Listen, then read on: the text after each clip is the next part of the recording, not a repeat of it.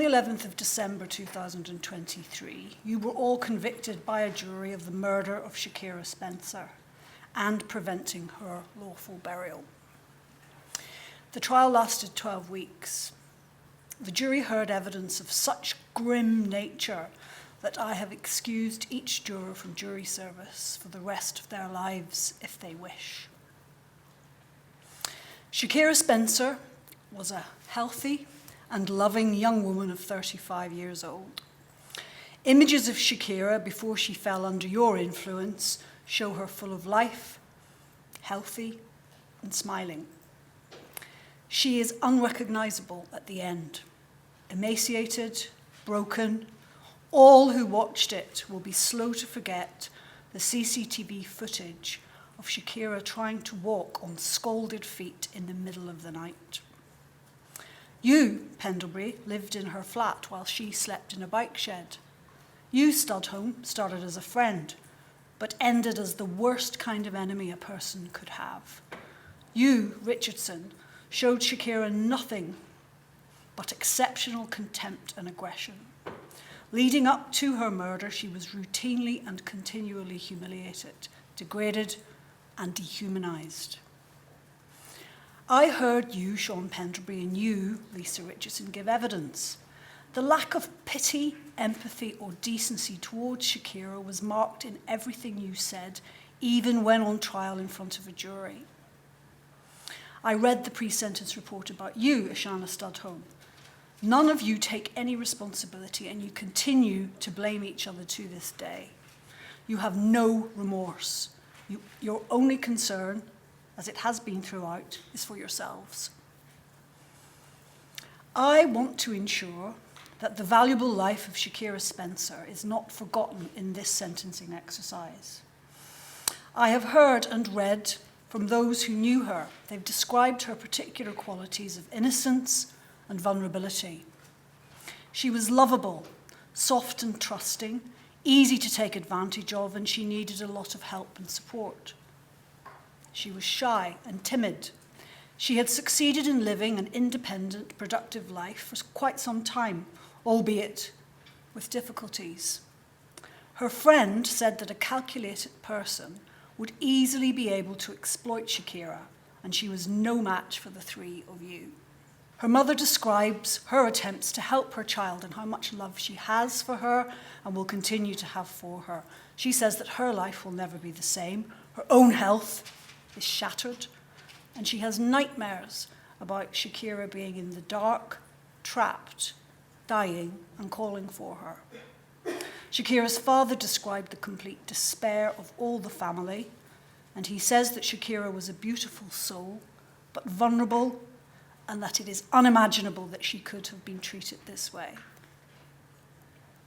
The jury heard how before her death you all isolated your victim and treated her like a servant. You frightened her, you assaulted her, you starved her, and the jury heard details such as Shakira being forced to eat ketchup sachets for food, other people being invited to join in the abuse, constant insults and belittling, and a growing sense throughout the evidence that you could behave towards her in whichever way you thought fit. They heard from witnesses who were shocked at her physical decline. She was seen in the weeks leading up to her death with dramatic injuries to her face, and her mother saw terrible bruising all over her body as if she had been trampled on.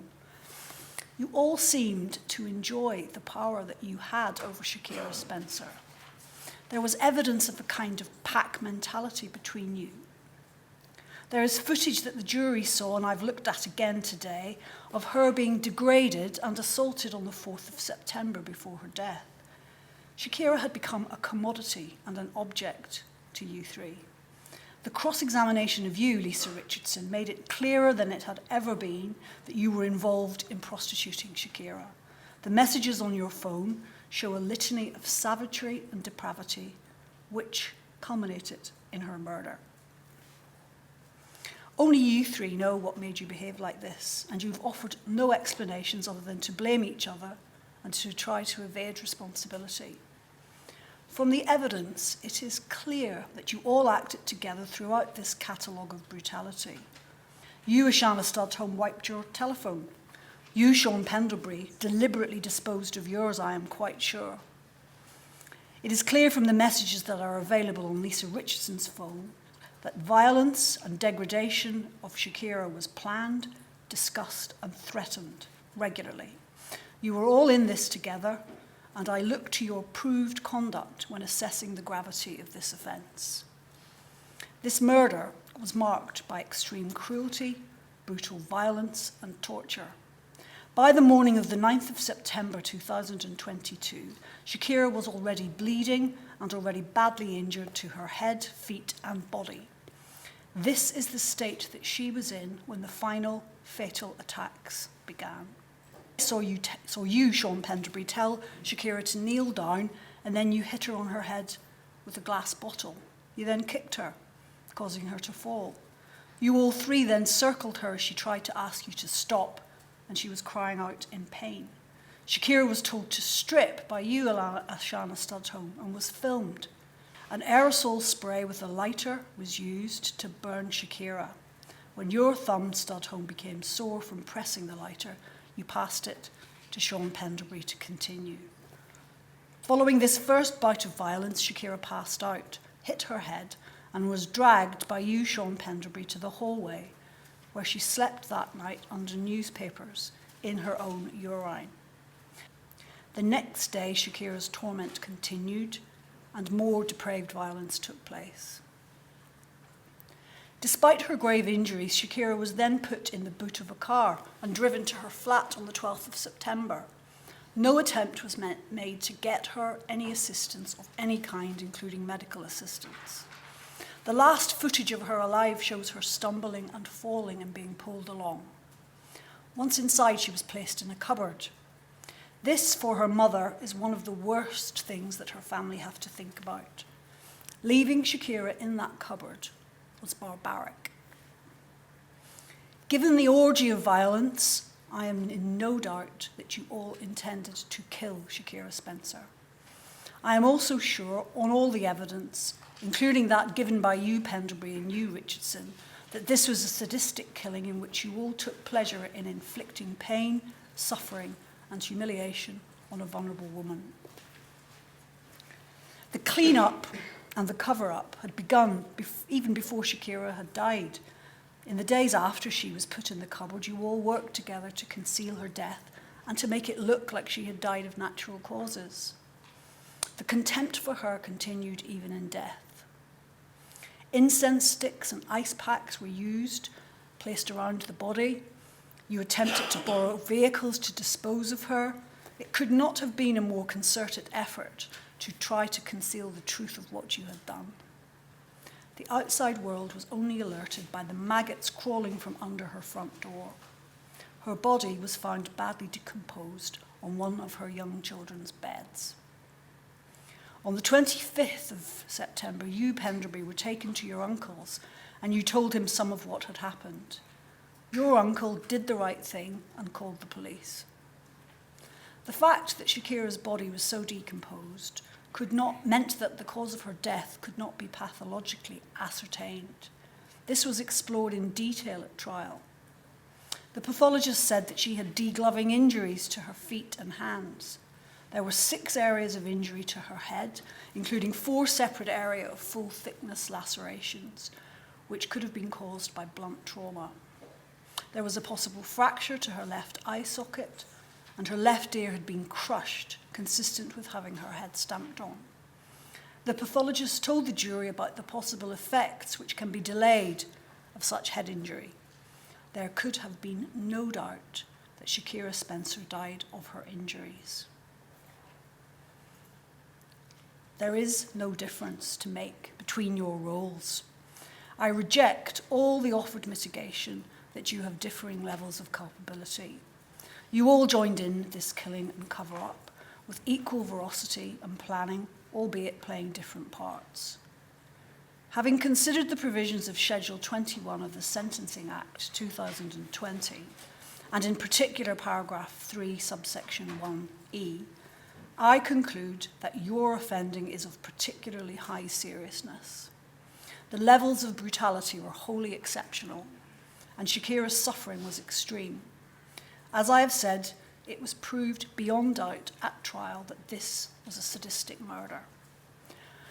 By law, I must set a minimum term that you must serve before you can even be considered for release. This is not your sentence. Your sentence will be life imprisonment. The starting point for the minimum term of a murder like this is set by law at 30 years. This takes into account the sadistic brutality in the killing. I must also consider what other factors make these offences even more serious. I have heard all about your previous convictions. I questioned the relevance of yours, Ashana Studholme, as they do involve previous attacks on a woman and neglect of a child. Those of Shaun Pendlebury and Lisa Richardson are not relevant here. I have decided that given the very long sentence that you all face, I will not increase the minimum terms for these matters, as I am urged to do by the prosecution and the defence. However, the additional aggravating features here are significant. They are the prolonged campaign of humiliation and violence leading up to Shakira's murder, premeditation, planning, involved in both the violence beforehand and the murder itself, the group nature of the offending, and you filmed her suffering and degraded and humiliated her when you killed her. Count 2 I will treat as an aggravating feature. None of you have shown any remorse for what you have done. Before mitigation, the minimum term would be 35 years. I have to consider any mitigating factors that there may be under Schedule 21, as well as any personal to you.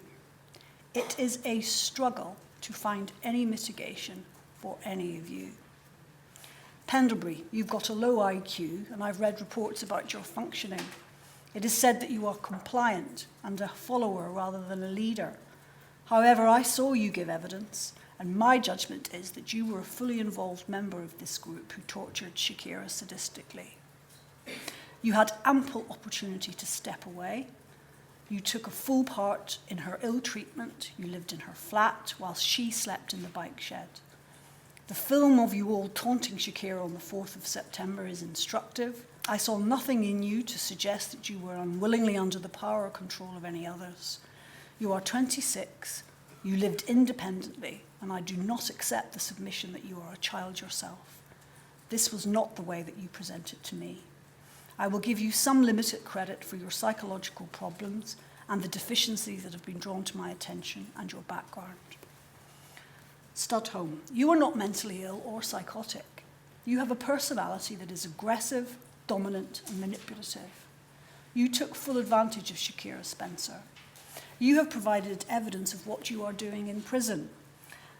There is considerable evidence that you look to systems and individuals with an eye to control and benefit yourself. And in fact, this became an issue in this trial towards the end, when you wrote notes to Lisa Richardson in the dock. You have told the probation officer a pack of manipulative lies, and you have shown no remorse whatsoever. You too have very little personal mitigation, other than some personal factors relating to your background. Lisa Richardson, your tone of aggrieved self-regard continues, as do your denials and prevarications. You played a central role in the beating and degradation of Shakira Spencer leading up to her death. In fact, after your arrival on the scene, the mistreatment of Shakira intensified considerably. The messages make this clear. It is said, and I have read, that you are showing yourself to be a caring and sympathetic individual towards others in custody. This is a side that Shakira Spencer didn't see. Your complete lack of empathy came across throughout your evidence. The probation officer recognised in assessing you, as have I, your sadistic motivation. I will take into account some limited personal mitigation. Stand up, the three of you. The sentence for murder is fixed by law, and it's a life sentence. And I sentence all three of you to life imprisonment for the murder of Shakira Spencer. There will be 5 years concurrent for count 2. Please understand that you may never be released. The prison service will manage you and will try to reduce the risk that you are to the public, if that is possible. You will be subject to the terms of your life sentence for the rest of your lives.